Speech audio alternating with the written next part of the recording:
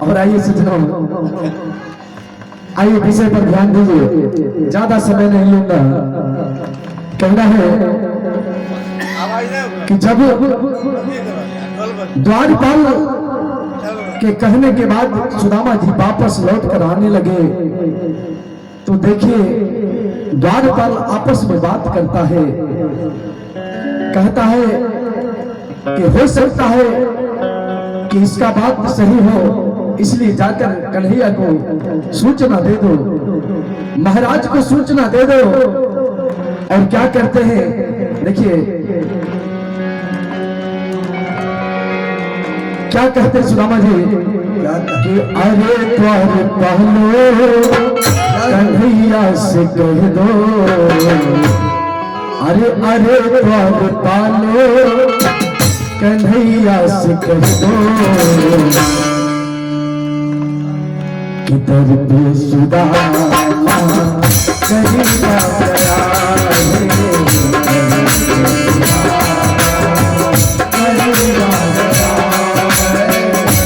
अरे द्वारपालो कन्हैया से कह दो,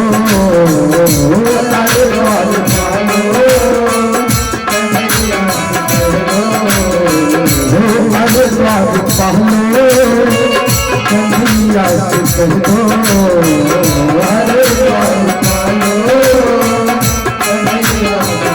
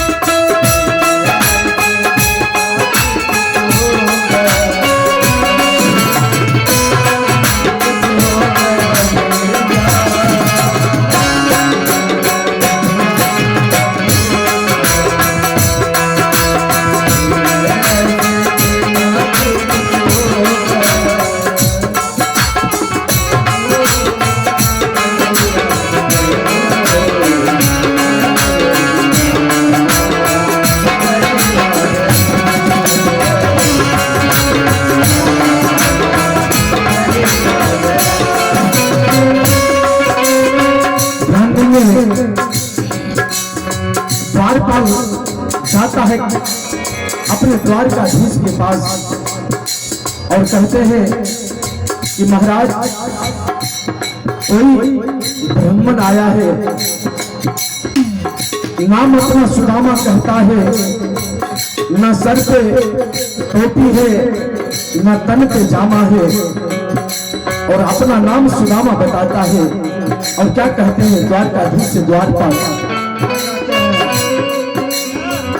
न सर पे है पगड़ी न तन पे है जामा, न तन पे है पगड़ी न तन पे है जामा, बता दो कन्हैया नाम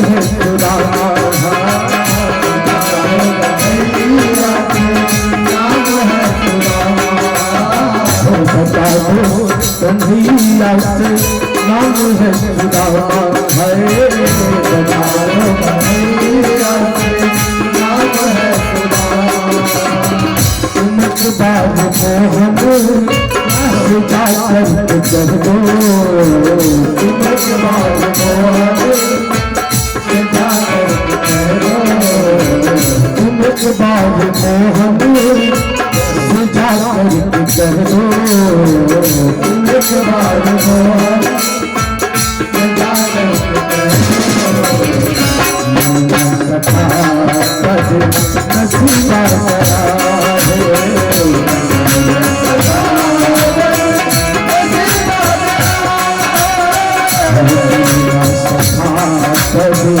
नसीबा गया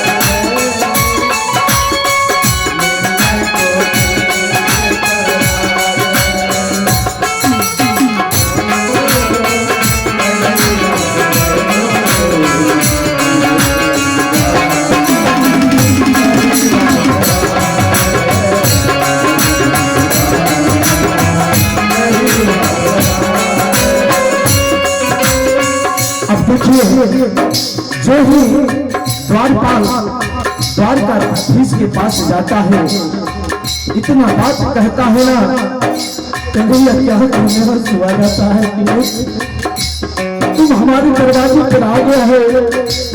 मैं कब से तेरी राह देख रहा था सुदामा। भगवान कन्हैया अपने सिंहासन को छोड़कर न पाँव में जूता पहनता है, न अपने सर पर मुकुट पहनता है और भागती है। सुदामा, मेरे मित्र सुदामा, तुम कहाँ हो सुदामा? भगवान कन्हैया अपने मित्र के प्यार में पागल हो जाता है, मिलने के लिए पागलों की तरह दौड़ते हुए आता है। और क्या कहता है?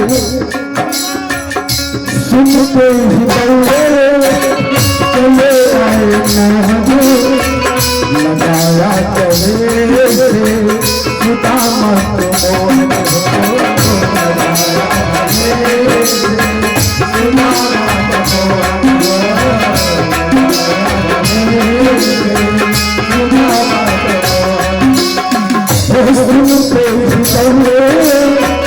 चले आए मोहन, लगाया चले सुदामा को मोहन,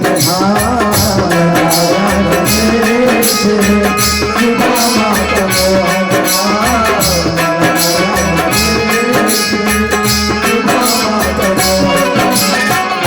क्या करते हैं?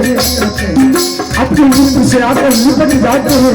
सुदामा, मेरे मित्र सुदामा, तूने इतना समय लगा दिया मेरे पास आने के लिए। सुदामा, मेरे मित्र, दोनों मित्र आपस में गले मिलते हैं और रोते हैं। भगवान कन्हैया सारथी को आदेश देते हैं कि सारथी, तुम रथ लेकर आओ, हमारे मित्र को यहाँ से राजमहल में प्रवेश कराओ। लेकिन जब सुदामा जी को महल में ले जाते हैं तो तीनों देवियां, तीनों महारानियां अचंभित हो जाती है। अपने मित्र सुदामा को देखकर बाहरी मित्रता बह नहीं आ रही। मैं सिर्फ सुना था, लेकिन आज आपके बचपन का मित्र को देखकर मैं तृप्त हो गया। आप और आपके मित्र में ऐसी जोड़ी में कभी नहीं सुना। और देखिए क्या होता है, सुनते चले आए मोहन, लगाया चले सुदामा को मोहन, लगाया सुदामा को मोहन, लगाया सुदामा को मोहन। और क्या हुआ दुश्मन को कभी अगम हुआ रुक्मणी को बहुत ही अचंभा, हुआ रुक्मणी को बहुत ही अचंभा, हुआ रुक्मणी को बहुत ही अचंभा। अजीबा गया है, अजीबा गया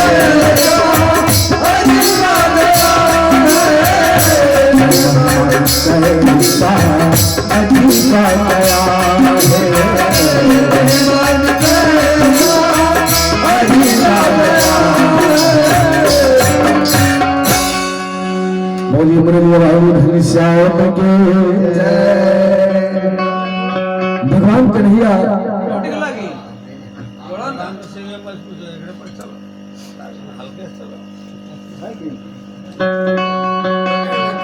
अब आइए सजनों, सुदामा जी को भगवान कन्हैया राजमहल में ले जाते हैं।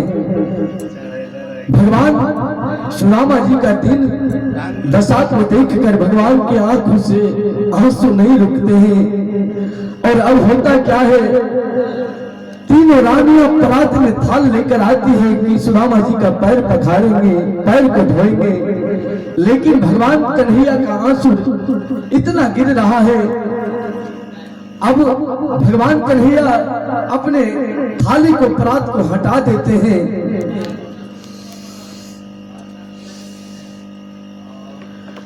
और भगवान किस तरह रो रहे हैं आइए सुनेंगे। कि देखे सुदामा की दीन दशा, करुणा करके करुणा दीधी रोए, पानी पराती को हाथ छुए, नैनों के जल से तन को धोए, पानी पराती को हाथ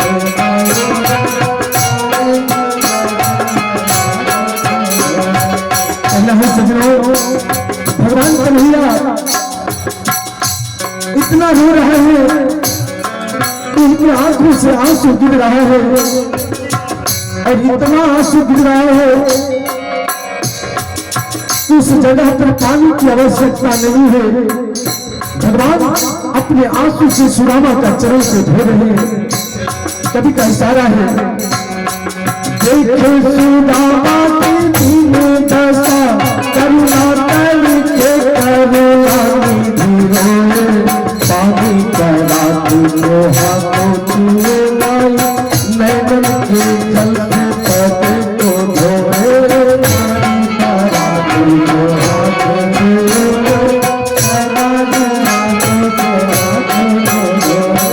पानी पराती को हाथों छुए, नैनन के पद से पद धोए, पानी पराती को हाथों छुए।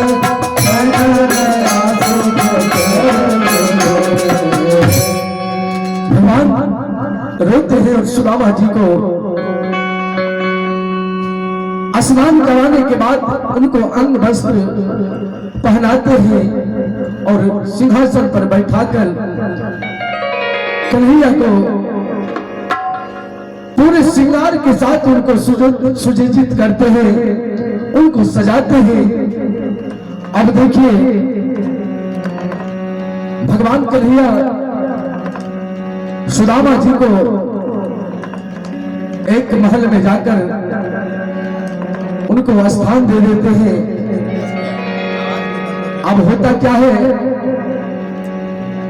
सुदामा जी अपने बिस्तर पर क्या सोचते हैं आइए सुनेंगे। भगवान कन्हैया अपने कोप भवन में चले जाते हैं। इधर सुदामा जी मन में विचार करते हैं कि मैं तो कन्हैया के पास आया हूं। कन्हैया पूछते हैं कि सुदामा एक बात बताओ मुझे, यहाँ जब तुम आए तो भाभी कुछ न कुछ दिया होगा हम लोगों के लिए। सुदामा जी लाज के मारे वो चावल की पोटली को अपने कांख पर दबा लेते हैं भगवान कन्हैया कहते हैं सुदामा तुम फिर से वही गलती कर रहे हो जो तूने बचपन में किया। लेकिन सुदामा जी अपने कांख तर दबाकर अपने रूम में चले जाते हैं। जो ही बिस्तर पर जाते हैं सुदामा जी मन में विचार करते हैं और क्या कहते हैं कि त्रिभुवन की जहाँ संप्रदा अरे अन्न धन के भंडार, त्रिभुवन की जहाँ संप्रदा अन्न धन के भंडार, वहाँ सुतान कहाँ पाए मेरे चावल चार, कजला लगा मारा कजला लाज का महाराज सोच रहा, कजला देखो सोच रहा ये लाज का महाराज सोच रहा। जीवन की जहाँ संपदा अन्न धन की भंडार, जीवन की जहाँ संपदा अन्न धन की भंडार, जीवन की जहाँ संपदा अन्न धन के भंडार, जीवन की जहाँ संपदा अन्न धन के भंडार, कहाँ स्थान कहाँ पाएंगे मेरे चावल पार, कजला सोच रहा ये लाज का महाराज सोच रहा, कजला सोच रहा ये लाज का महाराज सोच रहा।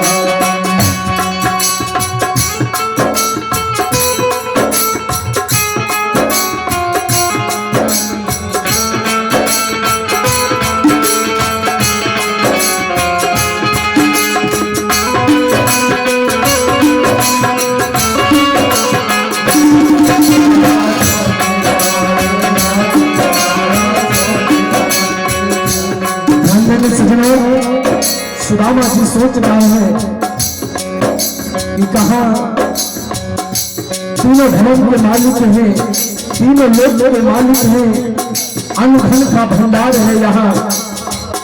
ये छोटा सा पेटी ये चावल का दाना यहाँ लाकर मैंने गलत किया, मैं कैसे कन्हैया को दूं।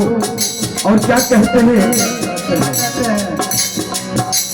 नारायण का वास लक्ष्मी का निवास, नारायण का वास नारायण का वास जहाँ लक्ष्मी का वास, नारायण का वास राम का दिल का चाम, कजला सोच रहा ये लाज का महाराज सोच रहा, कजला सोच रहा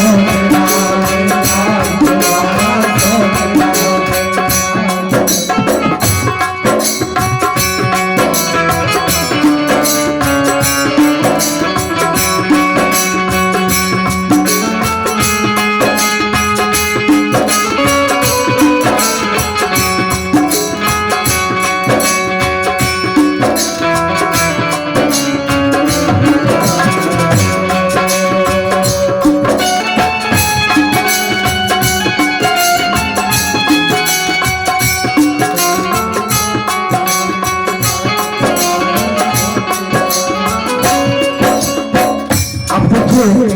सुदामा जी सोच रहे हैं जहाँ स्वयं नारायण है, जहाँ लक्ष्मी जी का वास है, वहाँ ये मेरे चावल का पेटी का क्या दाम है।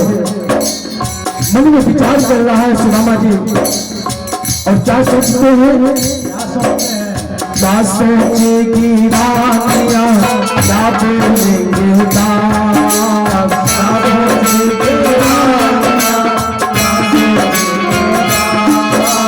क्या सोचेंगे रानियां क्या बोलेंगे दास, क्या सोचेंगे रानियां सहना होगा छूट के कुछ किसका उपहास सजना सोच रहा, मिला का महाराज सोच रहा, सजना सोच रहा,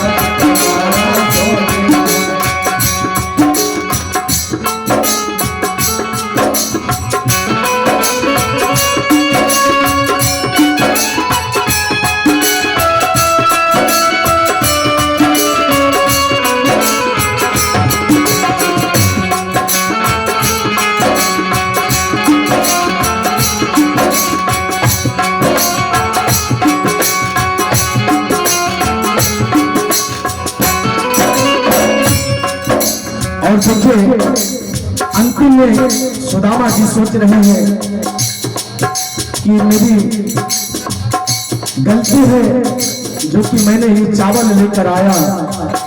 तीनों रानियां क्या सोचती होगी और अंतिम में क्या कहते हैं, सिरहाने धर पोटली चावल रहा छुपा, सिरहाने धर पोटली चावल रहा छुपा।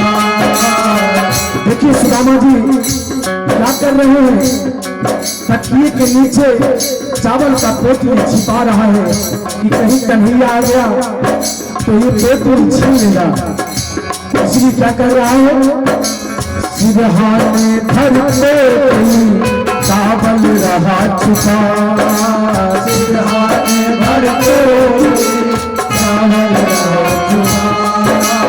दुल्हन पति को एक दो शर्माए, अगला सोच रहा, मिलाद का महाराज सोच रहा, मिलाद का सोच रहा, मिलाद का महाराज सोच रहा। आह गया श्याम सखा लेके, आह गया श्याम सखा लेके, गया श्याम सखा लेके, गया श्याम सखा। जो ही सुदामा जी पोटली को छिपा रहे थे तब तक कन्हैया जी उधर से आ गए। अब सोचे कि सुदामा जी सोएंगे छुपाकर पोटली को, तब तक कन्हैया जी फिर आ गए और क्या कहते भगवान कन्हैया कि मित्र मैं तुम्हारे बिना आदेश के अंदर चलाया, मुझे माफ कर दो मित्र। भगवान जो ही इतना बात को कहते हैं ना, सुदामा जी कहते हैं कि मित्र तुम मुझे शर्मिंदा कर रहे हो कन्हैया, अपने मित्र से मिलने के लिए आदेश का जरूरत नहीं है, तुम मुझे शर्मिंदा क्यों कर रहे हो कन्हैया। तब तक भगवान कन्हैया को उस पोटली पर नजर पड़ गया। भगवान कहते हैं अरे सुदामा ये क्या छिपा रहे हो, बोलते कन्हैया कुछ नहीं है, कुछ नहीं है। और क्या करते हैं, तकिया पर चढ़ के बैठ जाते हैं सुदामा जी।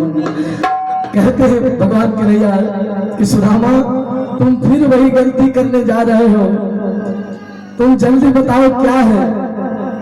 सुदामा जी नहीं हटते हैं। लास्ट में जो है तब तक तीनों रानियां भी पीछे पीछे चली आती है। अब होता क्या है कि भगवान कन्हैया सुदामा जी से एक झटके में पोटली छीन लेता है और पोटली को छीन कर जैसे ही खोलते हैं ना, उसमें चावल का जो खुशबू आ रहा था ना, भगवान कन्हैया तृप्त हो गए। बोले मित्र सुदामा अरे तुमने इतना बढ़िया चीज को छुपा कर रखा था, मैं जब तुमसे पूछा तो बोला कुछ भी नहीं, भाभी भेजी है। आज भी तुम मुझसे छल कर रहे हो कन्हैया। सुदामा कन्हैया जो ही इतना बात को कहते हैं ना, तो सुदामा कहते हैं नहीं मित्र मैं क्या करूं, जल्दबाजी में तुमसे मिलने आया, तुम्हारी भाभी कुछ नहीं बना सका। भाभी कह रही थी कि मैं सब कुछ बना दूं, लेकिन समय नहीं मिला, इसलिए मैंने थोड़ा सा चावल ले लिया। जो इतना बात को सुदामा जी कहते हैं ना, अब देखिए भगवान क्या कहते हैं कि सुदामा मैं इस 3 मुट्ठी चावल में तुम्हें तीनों लोगों को बांट दूं। वृंदावन बिहारी लाल की जय। जो ही भगवान इतना बात को कहना, देवताओं में खलबली मच गया कि न जाने अब किसका संपत्ति जाने वाला है सुदामा के नाम। भगवान कन्हैया कहते हैं कि ये 3 मुट्ठी में तीनों लोग को बार दूंगे। सारे देवता लोग हाथ जोड़ने लगे मैया लक्ष्मी से कि माँ अब आप ही बचा सकते हैं, क्योंकि प्रभु तो पागल हो गए अपने मित्र के प्यार में, इसलिए आप बचाइए माँ हम लोगों को, नहीं तो क्या करेंगे आज प्रभु हम लोग को समझ में नहीं आ रहा है। और आइए भगवान क्या कहते हैं कि हाथ में चावल लेते ही सब में डर भया, जाने अब किस लोग की संपत्ति हो समान। जो ही भगवान चावल का मुट्ठी हाथ में लिए ना, सारे देवता लोग कांपने लगे, थर्राने लगे कि न जाने आज भगवान क्या करेंगे, क्योंकि भगवान जब अधिक प्रसन्न होते हैं ना तो क्या लुटा देंगे इसका कोई वर्णन नहीं है। इसलिए भगवान देखिए चावल को हाथ में लेते हैं और क्या कहते हैं कि हाथ में चावल लेते ही अरे देवताओं में घबराने लगे, सारे देवता लोग घबराने लगे कि न जाने क्या होगा। और क्या होता है कि हाथ में चावल लेते ही अरे देवताओं में घबराने लगे। अरे किया प्रणाम माँ लक्ष्मी को, सारे देवता लोग प्रणाम करते हैं कि मैया आप आपके सिवा कोई बचाने वाला नहीं है। और क्या करते हैं, अरे किया प्रणाम माँ लक्ष्मी को, अरे वैकुंठ धाम को बचाने को, किया प्रणाम माँ लक्ष्मी को,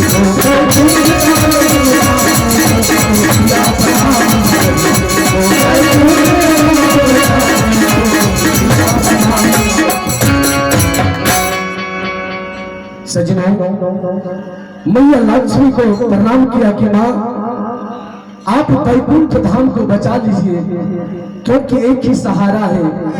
भगवान आज क्या करेंगे समझ में नहीं आता है। नहीं थोड़ा सा बचाओ, अधूरा नहीं छोड़ेगा, बस ज्यादा समय नहीं, 1-2 ज्यादा नहीं, उसके बाद नहीं बस। और भगवान कन्हैया जो है ना क्या करते हैं, चावल के मुट्ठी को अपने पहला मुट्ठी उठाते हैं और देखिए होता क्या है कि हर दाने का मोल अरे देने लगे भगवान। अरे रह जाएगा अब सृष्टि में बस ही धन्यवाद। सारे लोग घबराने लगे कि अब सुदामा के जैसा धनवान कोई नहीं होगा, वो जितना दरिद्र था गरीब था उतना ही धनवान बन जाएगा। सारे देवता लोग थर्राने लगे।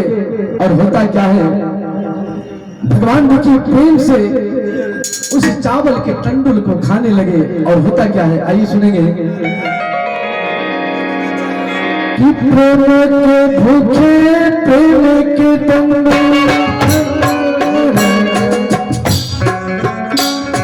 प्रेम के भूखे प्रेम के टंडुल, प्रेम के भाव से खाने लगे। टंडुल के दाने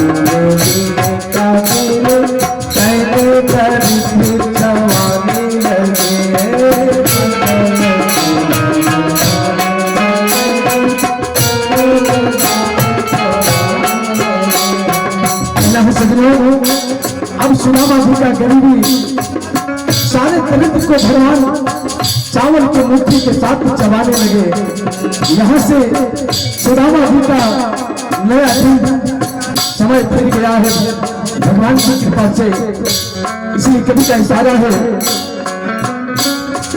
प्रेम के भूखे प्रेम के तन प्रेम के भाव से खाने लगे हैं प्रेम के तन प्रेम के भाव प्रेम के भाव से खाने लगे हैं दिन का दिन तैन दरिद्र चलाने लगे हैं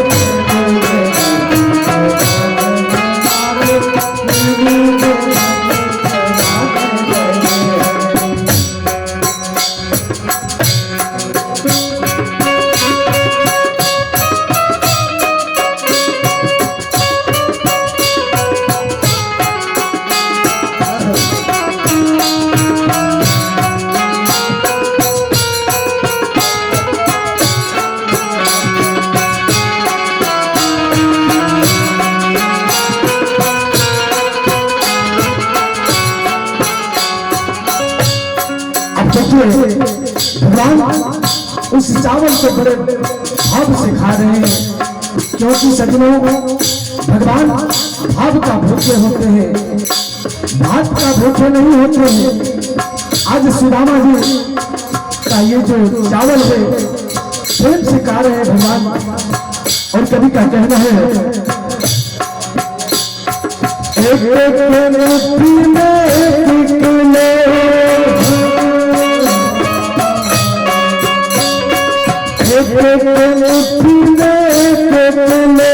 सुदामा के भाग्य में जाने लगे हैं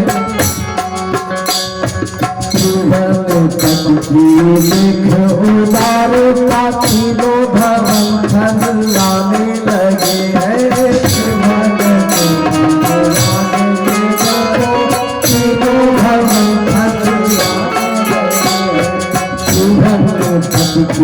देखो उदारता तीन भवन लाने लगे हैं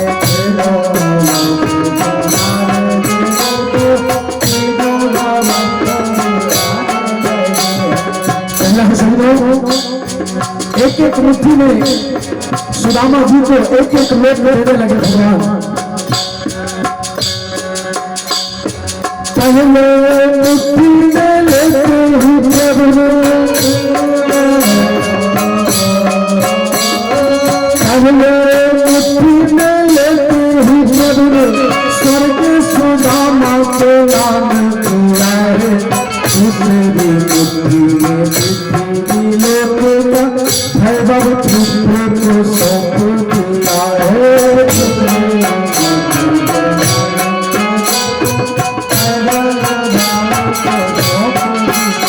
दूसरी मुट्ठी में पृथ्वी लोक का वैभव पुत्र को सौंप दिया है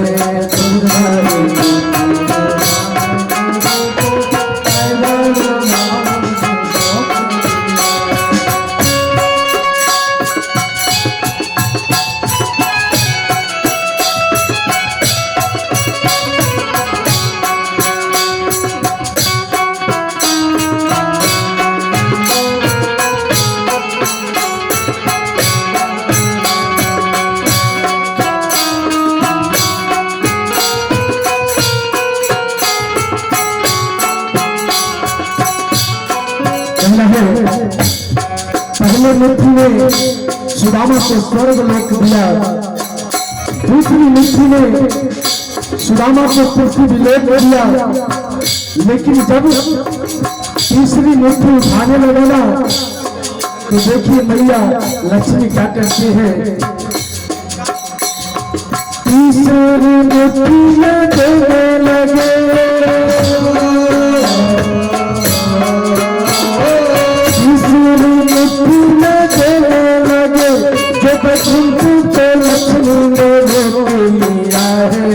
अपना निवास भी दान दे देगा ऐसा ये जानी मेरा किया है अपना निवास ऐसा ये जानी अपना निवास भी दान में देगा कैसा ये जानी मेरा किया है अपना निवास दान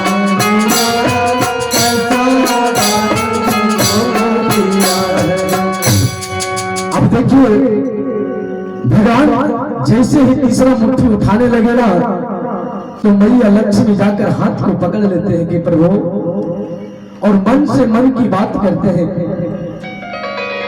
वहां कोई नहीं सुन रहा है, सिर्फ मैया और भगवान में बात होता है। मैया लक्ष्मी कहती है, प्रभु ये क्या कर रहे हैं? आप मित्र के प्यार में इतने पागल हो गए कि आप तो 2 लोग में पहले दान कर दिए, अगर आप तीसरा लोक भी दान कर दीजिएगा तो हम लोग कहां जाएंगे प्रभु? इसलिए आप और भगवान जो ही इतना सुनते हैं, फिर से उसी जगह पर उसके बाद मैया लक्ष्मी सभी को सुनाकर कहते हैं कि प्रभु ये आप क्या कर रहे हैं? अरे भाभी भेजी है, कुछ भेंट तो हम लोगों के लिए भी भेजी है, आप अपने अपने खा रहे हैं, ये कैसा मित्रता है? आखिर भाभी भेजी है तो हम लोगों के लिए भी तो भेजी है। इसलिए प्रभु अब आप हम तीनों रानियों को भी ये चावल का दाना आप दीजिए मुझे। और मैया लक्ष्मी क्या करती है कि भगवान से वो उस पोटली को छीन लेती है और तीनों रानियां चबाने लगती है।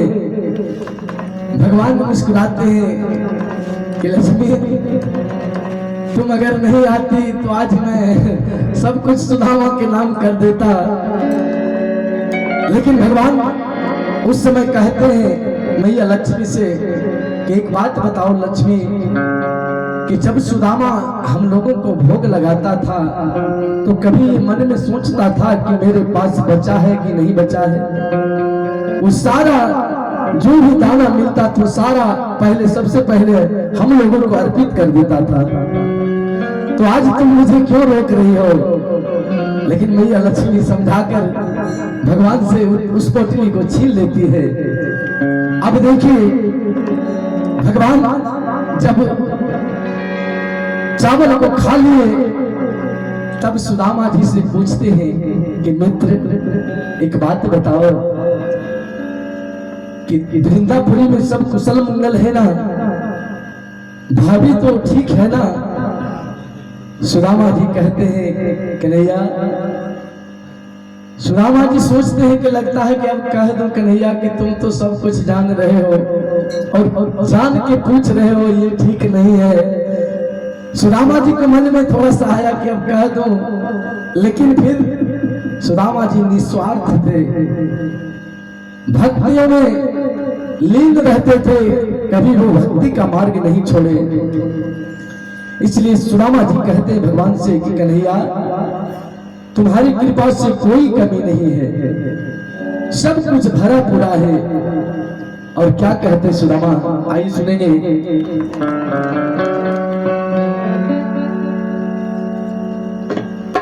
और ये क्या कहते सुदामा सुनेंगे।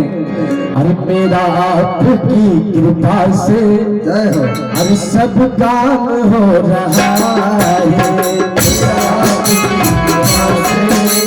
सब काम हो रहा है, मेरा आपकी कृपा से सब काम हो रहा है, मेरा आपकी कृपा से सब काम हो रहा है। करते हो कन्हैया मेरा नाम हो रहा है, करते हो कन्हैया मेरा नाम हो रहा है, करते हो कन्हैया मेरा नाम हो रहा है, करते हो कन्हैया मेरा नाम हो रहा है। मेरा आपकी कृपा से सब काम हो रहा है, मेरा आपकी कृपा से सब काम हो रहा है।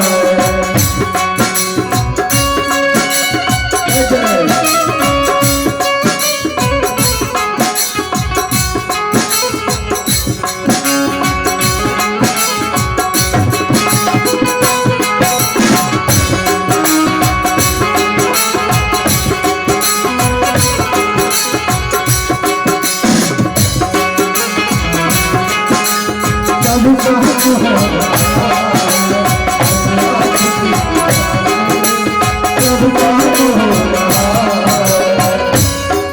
कहते हैं सुदामा जी,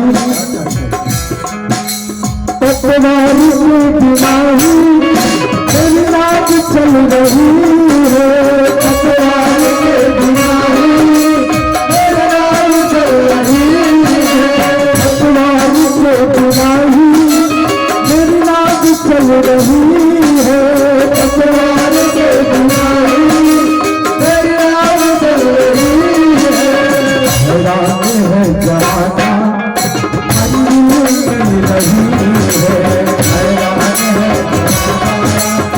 हैरान चल रही है, तेरा आपकी कृपा से सब काम हो रहा है, तेरा आपकी कृपा से सब काम हो रहा है। कन्हैया जी पूछते हैं,